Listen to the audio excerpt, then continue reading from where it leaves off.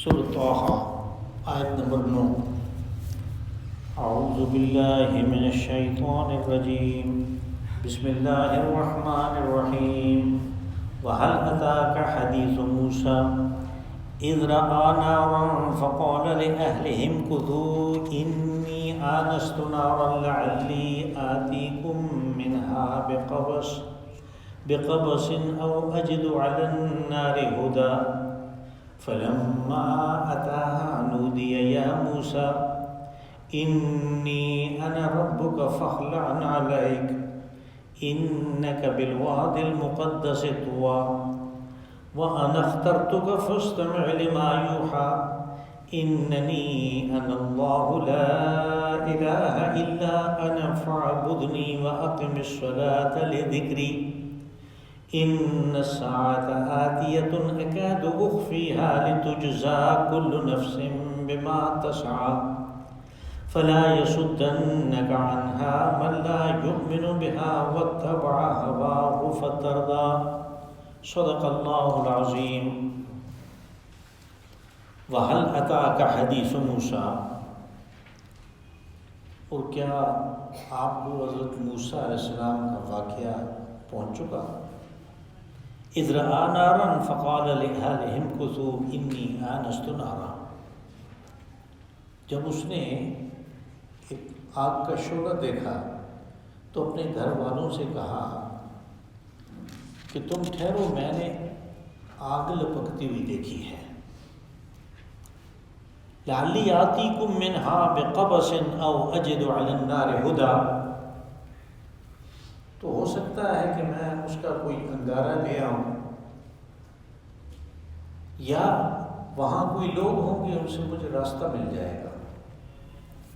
فَلَمَّا أَتَاهَا نُودِيَ يَا مُوسَىٰ، جب وہ اس جگہ پہ پہنچے تو آواز دی گئی کہ اے موسیٰ إِنِّي أَنَا رَبُّكَ فَاخْلَعْ عَلَيْكَ، بے شک میں تیرا رب ہوں، اپنی جوتیاں اتار دے۔ إِنَّكَ بِالْوَادِ الْمُقَدَّسِ طُوًى، آپ طویٰ کی وادی مقدس میں ہیں۔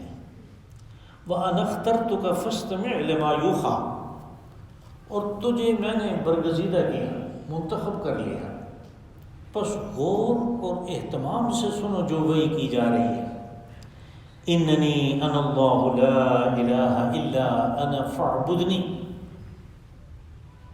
اور وہ وحی یہ ہے کہ بے شک میں اللہ ہوں، کوئی معبود نہیں ہے سوائے میرے، بس صرف میری عبادت کرو۔ وَأَقِمِ الصَّلَاةَ لِذِكْرِي، اور نماز قائم کرو میری یاد کے لیے۔ إِنَّ السَّاعَةَ آتِيَةٌ أَكَادُ أُخْفِيهَا لِتُجْزَىٰ كُلُّ نَفْسٍ بِمَا تَسْعَىٰ، اور یاد رکھو کہ قیامت برپا ہو کے رہے گی اور میں اس کو چھپائے ہی رکھوں گا تاکہ ہر نفس کو اس کے کیے کا بدلہ دیا جا سکے۔ فَلَا يَصُدَّنَّكَ عَنْهَا مَن لَّا يُؤْمِنُ بِهَا وَاتَّبَعَ هَوَاهُ فَتَرْدَىٰ، اور تجھے غافل نہ کرنے پائے اس قیامت کے آنے سے، تجھے غافل نہ کرنے پائے اس شخص کی بات کہ جس کا قیامت پہ ایمان نہیں ہے، یا یوں کہیں کہ تجھے نماز سے غافل نہ کرنے پائے اس شخص کی بات جس کا محشر پہ بعث بعد الموت پہ ایمان نہیں ہے، اور اس کے نتیجے کے طور پر وہ تو اپنی خواہش کا بندہ بن گیا اور یوں وہ برباد ہو گیا، فتردہ، ہلاک ہو گیا، برباد ہو گیا۔ کل کے درس میں اس سورہ مبارکہ کی ابتدا تھی جس میں باتیں تو وہی تھی ساری جو آگے واقعہ میں آ رہی ہیں، لیکن علمی انداز میں تھی، اور انسانوں کے لیے، تمام انسانوں کے لیے علمی انداز کو سمجھنا اور اس سے اپنے لیے سب چیزوں، سب مسائل کا استنباط کرنا یہ آسان نہیں ہے۔ ہاں البتہ کسی کو کوئی واقعہ سنایا جائے تو اس واقعہ کے اندر سے جو مسائل نکلتے ہیں، جو نتائج نکلتے ہیں، وہ اس کی سمجھ میں بڑی آسانی سے آ جاتا ہے۔ بس اس ان علمی باتوں کو جو کل کے درس میں ہوئی، جو سورت کی ابتدائی آیات میں تھی، ان کو جب ایک واقعہ کی شکل میں متبصر سامنے پیش کیا گیا کہ دیکھو یہ بھی ہوا، تو اس کو لفظ حرف واو سے شروع کیا گیا، یعنی جیسے ہم کہیں نا کہ یہ ہے یہ ہے یہ ہے، اور یعنی اس کے ثبوت میں حل تعالیٰ حدیث موسیٰ، کہ موسیٰ کی زندگی، اس کی جو سوانح عمری ہے، اس کی جو سیرت ہے، اس کے اوپر آپ کی نگاہ ہے۔ اور ماضی کا صیغہ اس لیے استعمال ہوا کہ حضرت موسیٰ علیہ السلام کا واقعہ اور بنی اسرائیل کا واقعہ قرآن پاک میں سب سے زیادہ ہے، واقعات میں سب سے زیادہ ہے۔ اس کی ایک وجہ تو یہ ہے کہ ہم سے پہلے یہی وہ نبی اور رسول ہیں کہ جن کو کامل شریعت عطا کی گئی، اس وقت کے لحاظ سے بالکل کامل،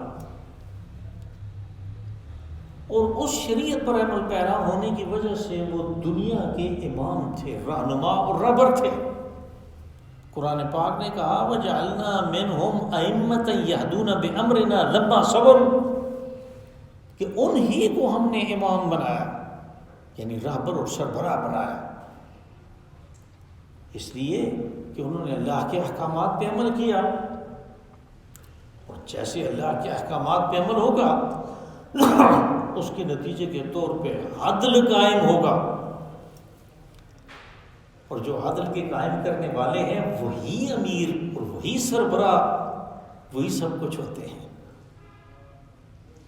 دنیا انہی کی عزت کرتی ہے اور انہی کی طرف دیکھتی ہے کہ ہمارے درمیان یہ معاملہ ہو گیا، ان سے فیصلہ کرواؤ، اور جو عدل قائم نہیں کرتے وہ اللہ کے احکامات پہ عمل نہیں کر رہے۔ اور یہ چیز ہم پہلے پڑھ آئے ہیں، سورہ مائدہ میں اوپر نیچے 3 آیتیں ہیں جن میں یہ کہا گیا کہ وَمَن لَّمْ يَحْكُم بِمَا أَنزَلَ اللَّهُ فَأُولَٰئِكَ هُمُ الْكَافِرُونَ، یہ پہلی آیت، کہ جس نے اللہ کے دیے ہوئے قانون کے مطابق فیصلہ نہیں کیا، منصف کی کرسی میں بیٹھا ہے، جج بن کے بیٹھا ہے، فیصلہ کسی اور قانون سے کرتا ہے، وہ کافر ہے۔ اس کے بعد دوسری آیت آئی، اس کے بعد آخر میں آیا وَمَن لَّمْ يَحْكُم بِمَا أَنزَلَ اللَّهُ فَأُولَٰئِكَ هُمُ الظَّالِمُونَ، کہ وہ ظالم ہیں جو اللہ کے قانون کو چھوڑ کے کسی اور قانون کے مطابق فیصلہ کرتا ہے۔ اور پھر تیسری آیت میں کہا کہ وہ فاسق ہیں۔ اور یہ 3 چیزیں جو ہیں، یعنی کفر، ظلم اور فسق، یہ جہاں موجود ہوں وہاں سارے کے سارے گناہ موجود ہیں، اس لیے کہ یہ 3 وہ ام الخبائث ہیں جن کے اندر سے باقی سارے گناہ پھوٹتے ہیں۔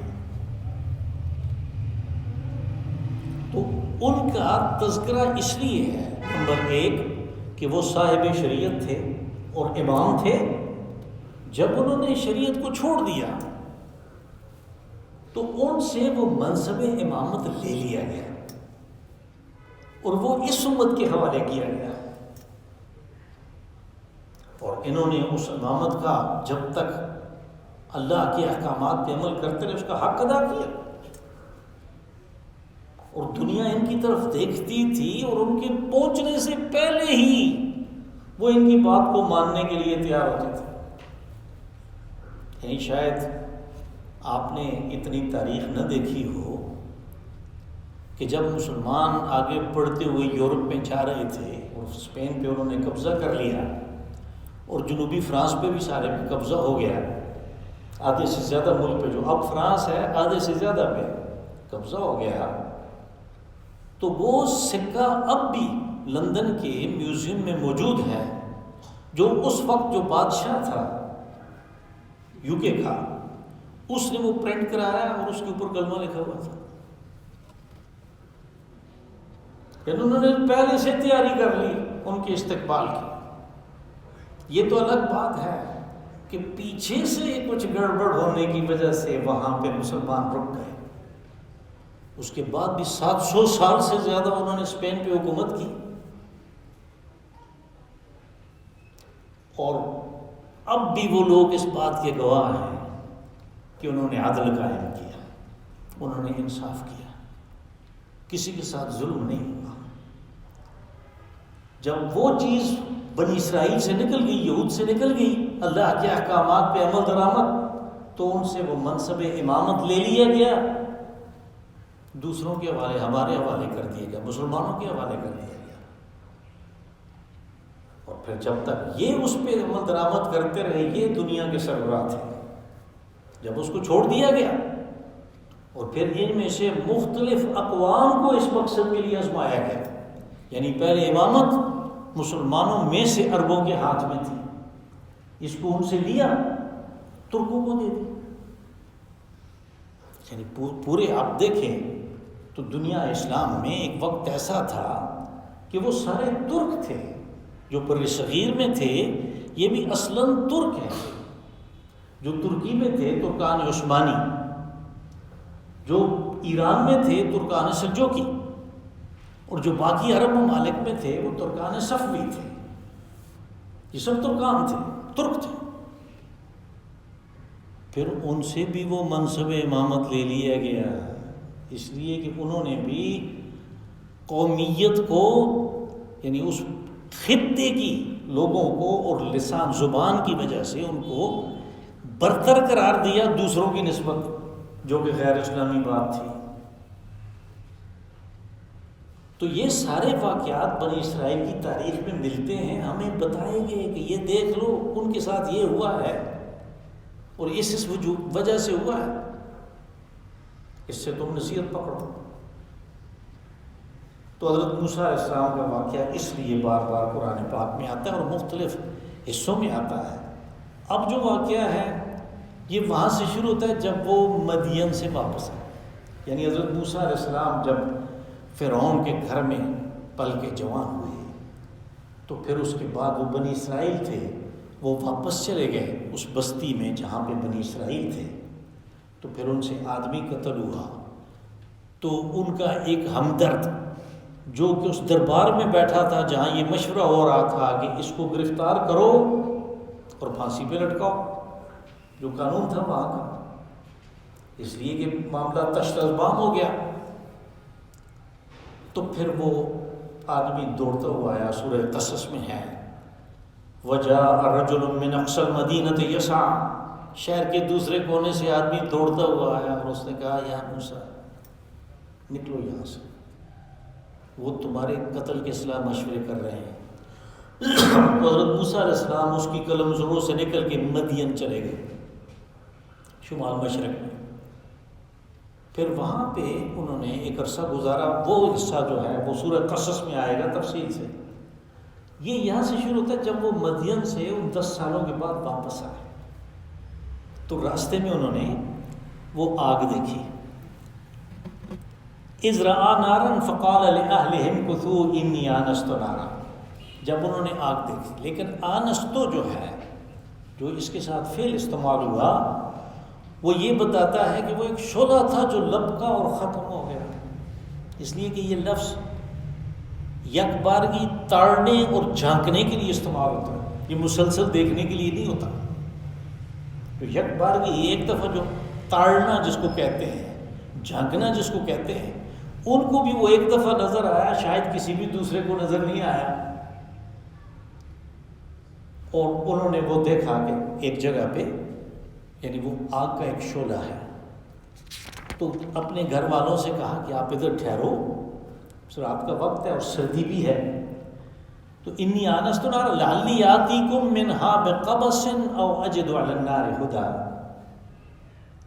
کہ میں جا کے تمہارے لیے کچھ انگارے لے آؤں گا، پھر ہم اپنا بندوبست کر لیں گے تاپنے کا. دوسری جگہ وہ لفظ تستلون ہے، یعنی تاکہ ہم اپنے آپ کو گرم رکھ سکیں. او اجد علی النار ہدی، یا ادھر کوئی آدمی ہوں گے کم از کم ان سے میں راستہ تو پوچھ لوں گا کہ مجھے راستہ مل جائے گا.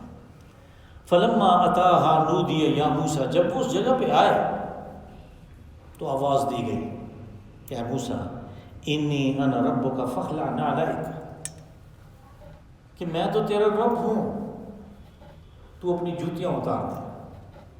انک بالواد المقدس طویٰ، آپ طویٰ کی وادی مقدس میں ہیں۔ یہ وادی مقدس جو جزیرہ نما سینا میں کوہ سینا ہے، اس کے دامن میں ہے۔ قرآن حکیم میں یعنی اٹلس میں اور انگریزی میں لکھا ہوا بھی آپ کو سینا ملتا ہے۔ قرآن پاک میں جب ہم یہ لفظ ایک ہی دفعہ آیا ہے سینا، جزیرہ نما سینا، تو وہاں پہ یہ سینا ہے، لیکن یاد رہے کہ یہ صرف سینا ہماری قرأت میں ہے، اور کچھ اور بھی ہیں جو 10 قرأتیں متواتر ہیں، جو صحیح قرأتیں ہیں 10، ان میں سے ابو جعفر اور ابو عمرو اور مدینہ والے نافع اور مکہ والے ابن کثیر، انہوں نے اس کو سینا کہا ہے، سینا پڑھا ہے یہاں پہ۔ یعنی معلوم ہوا کہ رسول اللہ صلی اللہ علیہ وسلم نے یہ دونوں طریقے پہ پڑھ کے دکھایا اور سکھایا اپنے صحابہ کرام کو، تو یہ اس جگہ پہ یہ واقعہ ہے۔ اب یہاں پہ یہ مسئلہ ہوا کہ کہا کہ فاخلع نعلیک، اپنی جوتیاں اتار دیں۔ تو جوتیاں اتارنے کا جب ہم حدیث معراج میں ایک بات ہمیں نظر آتی ہے کہ آپ صلی اللہ علیہ وسلم جب معراج سے واپس آئے تو وہ سارے واقعات بھی آپ نے بیان کیے جو دیکھا تھا، تو پھر بلال سے پوچھا کہ مجھے بتاؤ کہ تمہارا کیا عمل ہے کہ جب میں جنت میں جا رہا تھا تو تمہاری جوتیاں چٹکانے کی پیچھے آواز آ رہی تھی۔ یعنی حضرت بلال تو جنت میں بھی جوتیاں، اپنی جوتیاں جو ہے ان کی آواز آ رہی ہے، حضرت موسیٰ علیہ السلام کو یہ حکم ہوا۔ اس حکم کی وجہ سے، اور یہ جوتیاں اتارنے کا حکم تو رات میں بھی ہے کہ ان کو حکم دیا گیا کہ جوتیاں اتار دو، تو یہود جو ہیں وہ جوتیوں سمیت اپنے کسی بھی معبد میں سومیا میں نہیں جاتے۔ وہ جوتیوں سمیت یا جو خفین ہیں، جو چمڑے کے بنے ہوئے موزے ہیں، ان کے ساتھ وہ نماز نہیں پڑھتے تھے۔ اب تو جو ہے یہ پڑھتے ہی نہیں ہیں، وہ نماز نہیں پڑھتے تھے۔ تو رسول اللہ صلی اللہ علیہ وسلم نے فرمایا، یہاں پہ ایک مسئلہ میں ایک خاص وجہ سے بیان کر رہا ہوں، آپ نے فرمایا کہ خالف الیہود، یہود کی مخالفت کرو، یعنی ان کی طرح کے مت بنو۔ یہ مختلف مواقع پہ آپ نے فرمایا، پگڑی کے سلسلے میں بھی آپ نے فرمایا کہ یہود کی مخالفت کرو کہ وہ بغیر ٹوپی کے باندھتے ہیں، تم ٹوپی رکھ کے باندھو، اگر پگڑی باندھنی ہو تو ٹوپی رکھ کے باندھو۔ جوتیوں کے سلسلے میں بھی آپ نے فرمایا خالف الیہود فإنهم لا يصلون في نعلهم وإخفافهم، کہ وہ نماز بغیر جوتیوں کے پڑھتے ہیں اور بغیر خفین کے، چمڑے کے موزے کو کہتے ہیں، اس کے پڑھتے ہیں، ان کی مخالفت کرو۔ اب اس حدیث میں جو کہ ترمذی میں ہے اور اس کے راوی بڑے ثقہ ہیں، اس حدیث کی وجہ سے ہمارے ہاں دو متشدد قسم کے جو اہل حدیث ہیں وہ ان لوگوں پہ سخت ناراض ہوتے ہیں کہ جو کہتے ہیں کہ بھائی مسجدوں میں جوتیاں مت لاؤ۔ اب کچھ حالات تبدیل بھی ہو جاتے ہیں، وہ ایسے ہیں کہ مسجد نبوی میں کنکریوں کا فرش ہے اور راستے بھی اتنی آبادیاں نہیں ہوتی تھیں، صاف ہی ہوتے تھے، اور پھر آپ نے فرمایا کہ اگر کسی جگہ سے گندگی لگ گئی ہے تو آگے چلنے سے وہ گندگی صاف ہو جاتی ہے۔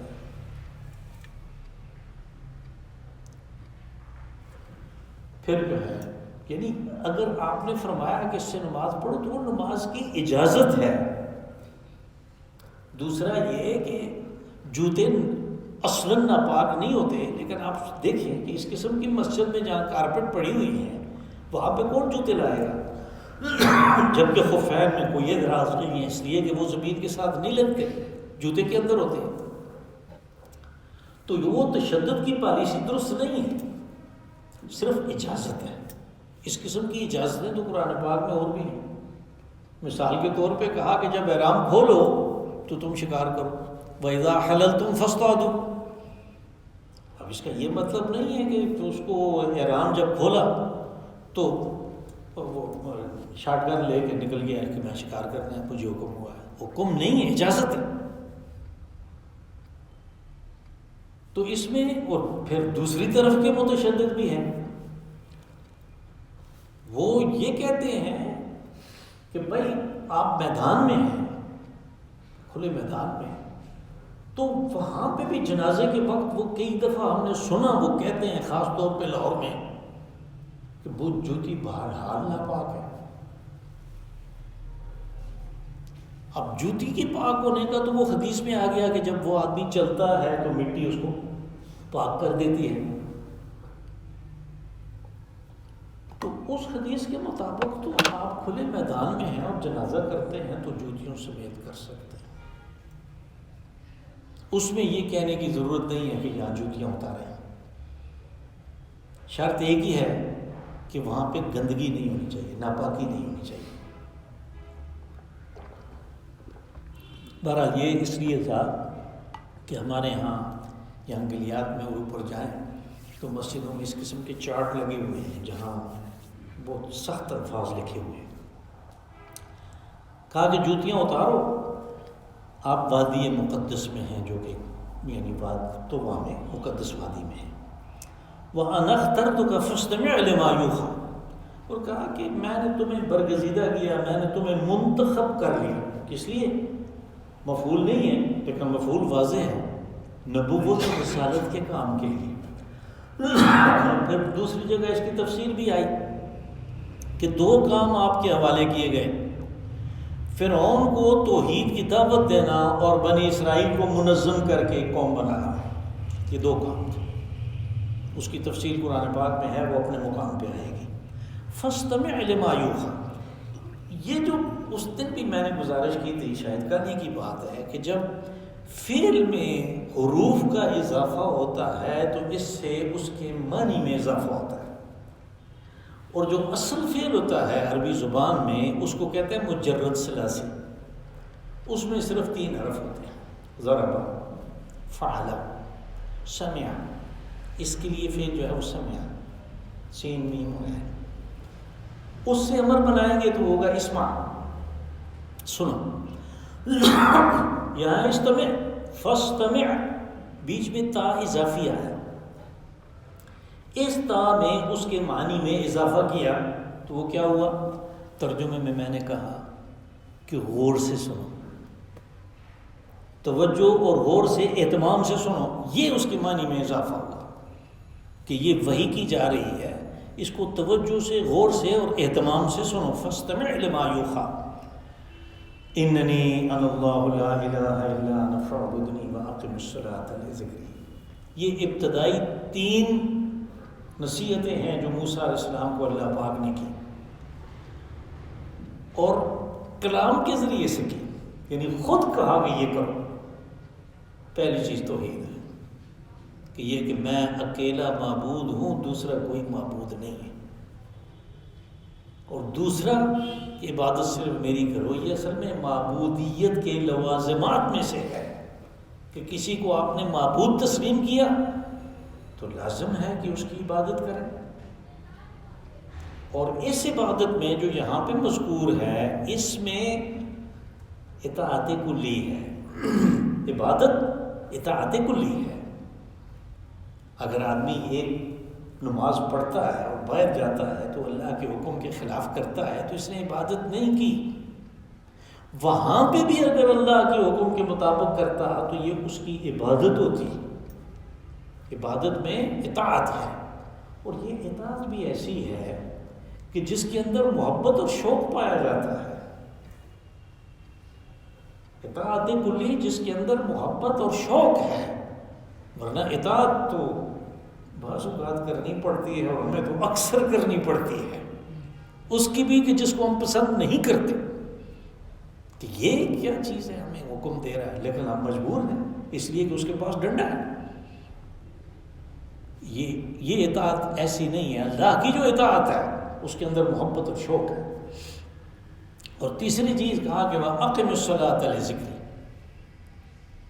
یہ کہ میری جو یاد ہے، میرا جو تذکر ہے، میرا جو استحضار اپنے دل میں رکھنا ہے ہر وقت کہ اللہ ہے یہاں پہ،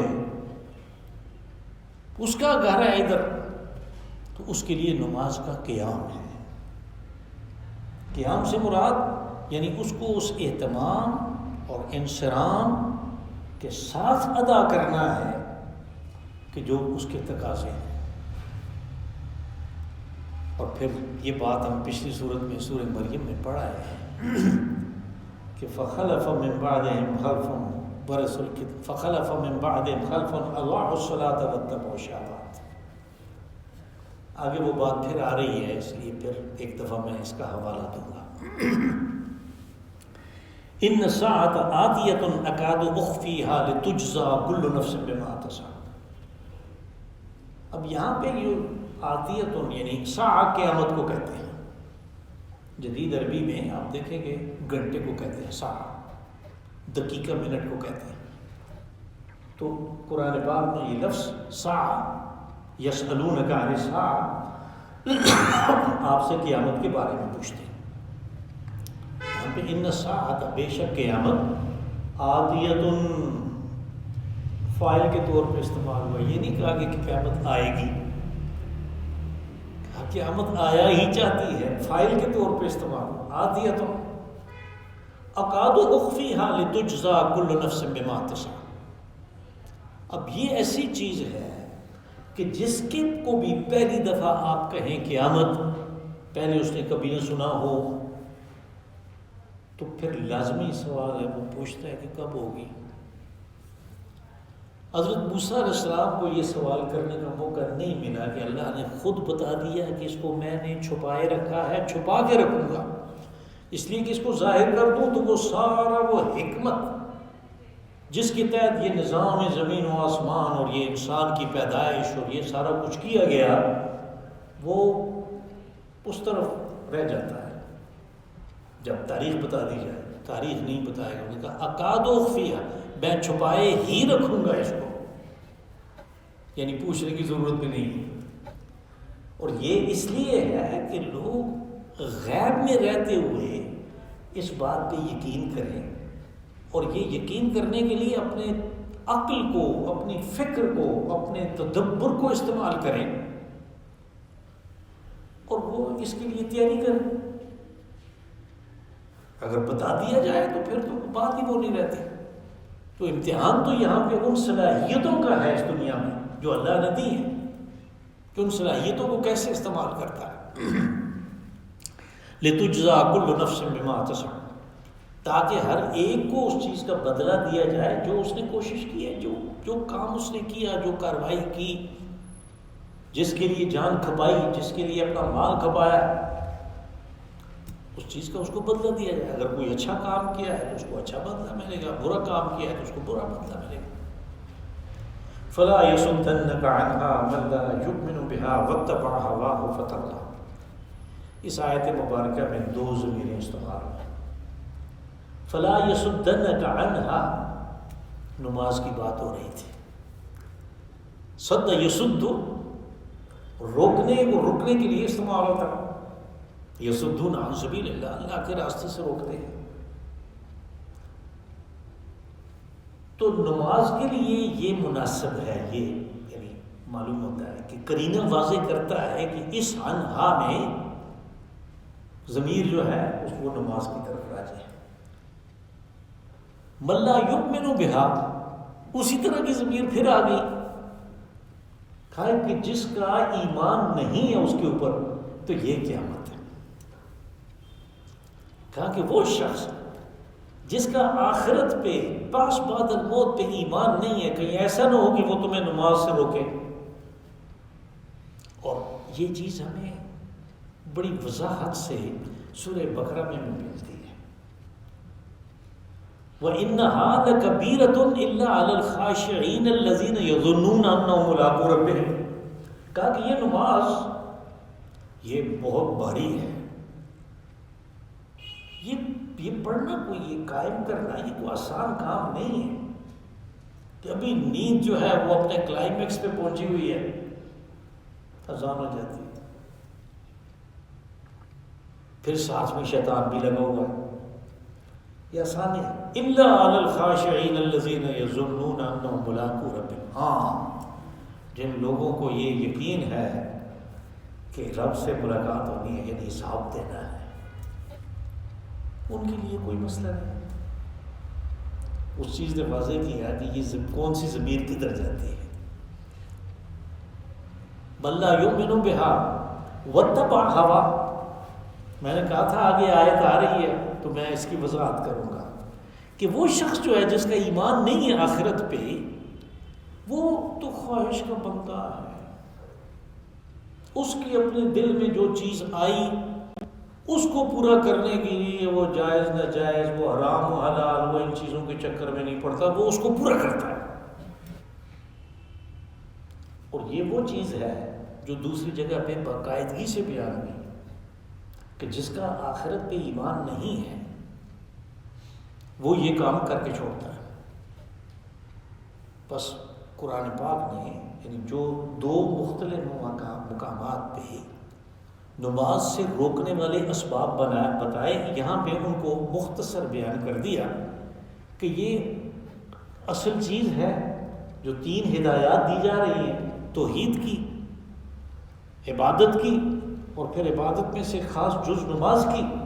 اس کے بارے میں تمہیں خیال رہنا چاہیے کہ یہ جو ہے قیامت کو نہ ماننے والے یہ اس سے روکنے والے بن جاتے ہیں، اور ان کی نشانی یہ ہے کہ یہ اپنی خواہش کے بندے ہوتے ہیں.